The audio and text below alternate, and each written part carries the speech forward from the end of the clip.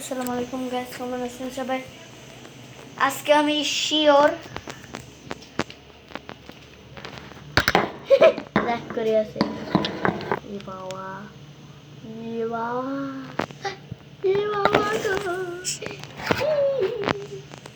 রে রে বাবা গো, বাবা বাবু, ও বাবা জি কা ও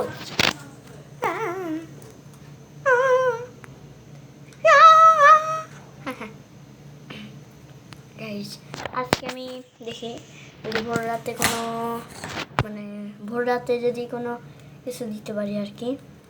ভোর রাতে কোনো ব্লগ টক দিতে পারি নাকি সেটা দেখবো, চেষ্টা করবো।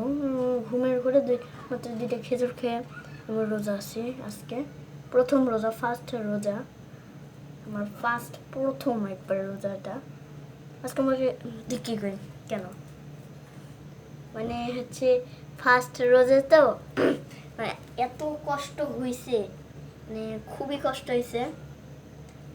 আজকেও মানে আম্মুকে বলছি, আম্মু দরকার হলে আমার মাইরে আজকে রোজা দেখাবে, কারণ মানে এই ফার্স্ট রোজা তো। আচ্ছা করতেছি, দাও ইয়েটা করে।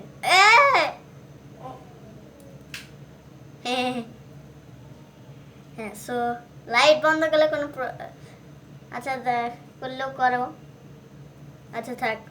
সো গাইস, সো প্রথম রোজা বা বলছিল তুমি যখন সারাদিন এত কষ্ট করে রোজা রেখে যখন একটা পানি খাবে তখন পানির স্বাদটা অন্যরকম লাগবে।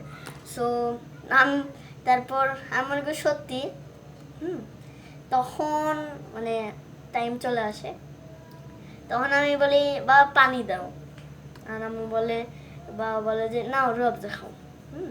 তখন আমি বলি এটা তো পানি না, এটা তো রুয়াবজা। তখন বাবা বলে এটাই পানি, আপাতত ধরো এটাই পানি, কারণ আসলে এটা পানি, ওটাই পানি। তারপর আমি যখন খাই প্রতিদিন, যে মানে রোজা না রেখে যে এটা ইফতারির সময় যে খাই আমি, হ্যাঁ মানে ইফতারিটা খাই, তখন রুয়াবজার স্বাদ মানে মানে কেমন একটা লাগে। হ্যাঁ মানে মানে ভালোই লাগে, কিন্তু মানে যে ঠান্ডা স্বাদ, হ্যাঁ মানে ঠান্ডা পানি দিয়ে যে বানায়, তখন ঠান্ডা পানি এটা মানে ঠান্ডা পানির যে একটা, ঠান্ডা পানির মধ্যেও কিন্তু একটা মানে কি বলবো, এটা কীভাবে বোঝায় আপনাদেরকে, মানে একটা উপকরণ মানে অটোমেটিক চলে আসে ঠান্ডা পানির মধ্যে। তো সো আমি যখন আগে রোজা রাখতাম না, তখন আমি দেখতাম ওইখানে মানে প্রতি বছর যে আমি একই রুয়াবজা খাই তাও স্বাদ পরিবর্তন হয় না, কতগুলো রুয়াবজা খাই স্বাদ পরিবর্তন হয় না। কিন্তু আমি যখন মানে সারা দিন মানে মানে হচ্ছে আপনাদের কীভাবে বোঝায় যে হচ্ছে খুবই মানে মানে কি এখন কান্দাকাটি করে, মানে এটা প্রথম রোজা তো মানে মনে করতেছি কেন, আর প্রথম রোজার জন্য আর কি খুবই কষ্ট হয়েছে। মানে রোজা রাখতে হবে প্রথম থেকে একটু একটু করে শিখে তারপর রোজা রাখতে হবে, তাছাড়া একটু সমস্যা হবে, এটা স্বাভাবিক সমস্যা, সমস্যা একটু হবে। তা সো এভাবেই অনেকক্ষণ চলতে থাকে। তারপর একটু ঘুরে আসলাম, আপনারা তো দেখলেনই কি কিনছি, কুটো গে। হ্যাঁ, তারপর ধরুন যখন আমি মানে আসলাম তখন তো আমি আবার খিদে ছটপট, কারণ একটা জায়গায় গেছি, অনেক হাঁটছি না, তো অনেক কষ্ট হয়েছে। এই গাইস ড্রোন দেখছিলাম, জানেন, ক্যামেরা ড্রোন, আপনাদেরকে উড়ে উড়ে দেখাইতে পারতাম, কিন্তু এখন আমার কাছে তেমন একটা টাকা নাই, যার জন্য আমি কিনিনি। আম্মু বললো যে এবার টাকা জমাবে, জমায় 1 লাখ, দাম ছিল অনেক, প্রায় 1 লাখ।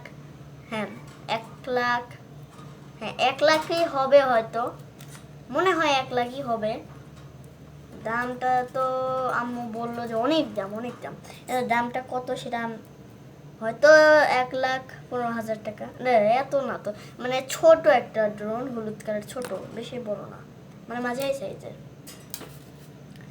সো আমি আম্মু কোথায় রাজি হয়ে গেলাম, আচ্ছা আমি কিনলাম না, কিন্তু জেদটা আমার কাছে ছিল। আমি বলি যে আম্মু ওরা যদি কেউ কিনে ফেলে তাহলে কিন্তু, তখন আম্মু বলে নিচে আরো অনেকগুলো ছিল তুমি দেখোনি। সো সেভাবেই চলে আসি। আর একটা ওই যে দেখলেই তো একটা ভিডিও আমি পোস্ট করছি না, মনে হয় পোস্ট করিনি, দেখবো আমি ইউটিউবে এখন যে দেখি পোস্ট করছি নাকি, না করলে আমি এখন দিয়ে দিচ্ছি। সো এভাবেই আজকে আবার উঠবো। আজকে হে ওটা স্বাদের কথা তো বললামই না। যখন আমি রবজাটা মানে একবার চুমুক দিই, মানে মুখের মধ্যে যেতে মানে যে পানির পুরা পিপাসাটা আমার কেমন জানি মনে হয়, পানির পুরা পিপাসা মানে সারা জীবনের পিপাসাটা আমার মিটে গেল। মানে এত মানে পানিটাও ছিল একটু ঠান্ডা ঠান্ডা, মানে গরমের মধ্যে ঠান্ডা পানিটা একটু কাজে দিছে, একটু ঠান্ডা ছিল। আর রবজার স্বাদটা মানে প্রতিদিন বাবা যে বানায় সেই স্বাদটা একটু অন্যরকম লাগলো আমার কাছে। তো আমি বুঝলাম।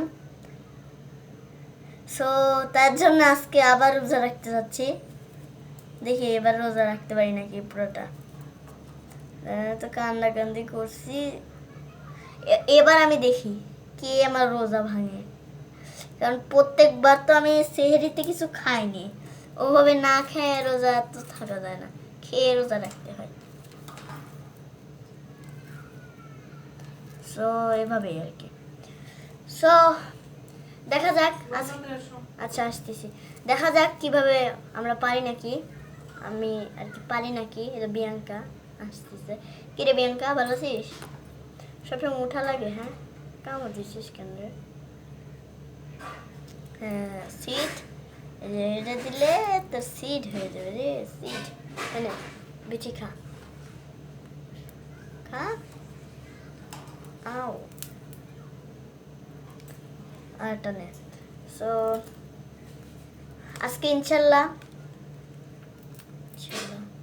দেখি কোনো ভিডিও মানে ভোর রাতে কোনো ভিডিও দিতে পারি নাকি। অবশ্য পারতে পারি, আমি ঘুমাই গেলে পারবো, তাছাড়া পারবো না।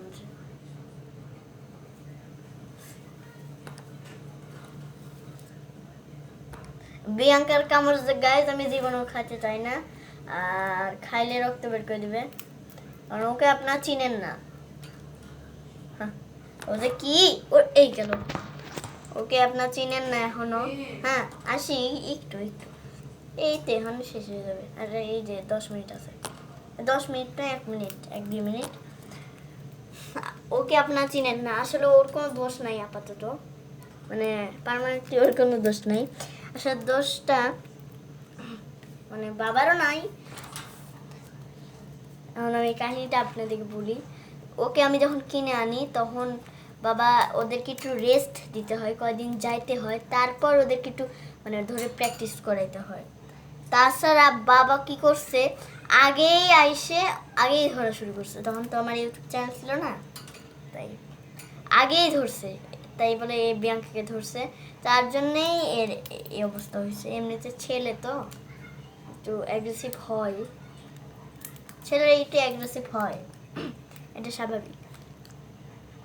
আর অ্যাগ্রেসিভের কারণ হচ্ছে জালোকে আপনার তো ওই দেখুন এই দেখুন, দেখলেন জালো দেখুন, মানে খুবই মানে দেখুন খুবই এই দেখুন ঝুটি নাম আচ্ছি। কি হলো বিয়াঙ্কা, এটা জালো থেকে আদর করতে চাইলো, তুই কামড় দিলি কেন? কারণ ওরা ভয় পাইছে নাকি হচ্ছে, ও ভয় পাইছে না খুশি সেটা আপনার কিভাবে বুঝবেন? জালো খাবি?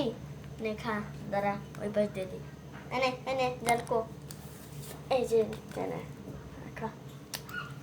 আসলে হয়েছে কি,